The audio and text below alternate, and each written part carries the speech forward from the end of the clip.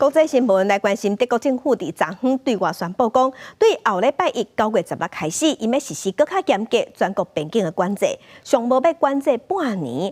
主要是因为8月底时发生移民攻击，造成3个人死亡这个事件，互当地政府烦恼移民安全的问题。那即马德国的厝边奥地利嘛对外宣布，因未接受伫德国的边境防拒绝的移民。 德国将会自9月16开始实施新的国家严格边境管制措施，包括已经伫咧部分边境设置的检查会扩大，国家具体采取行动，加强国内安全。 Und bereits notifiziert bei der EU.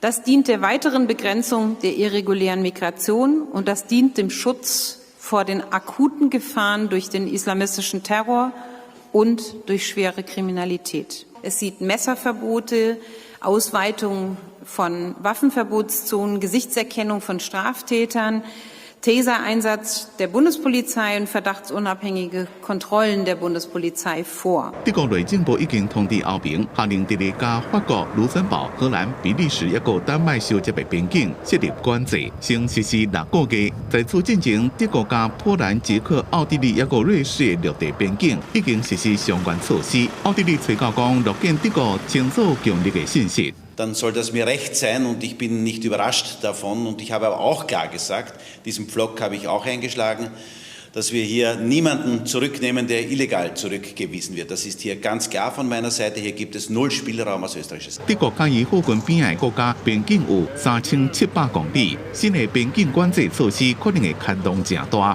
将会是对欧盟新军区团结的大考验。 自从去年10月到即马，德国已经拒绝超过3万人入境。这几年来，德国的非法移民人数增加真多，尤其真多是为着要闪避中东的战火，也有散车的民众。中国各地西部城市索林根野岛攻击事件，造成3个人死亡，嫌犯就是非法入境的叙利亚人。公司新闻吴文玲报道。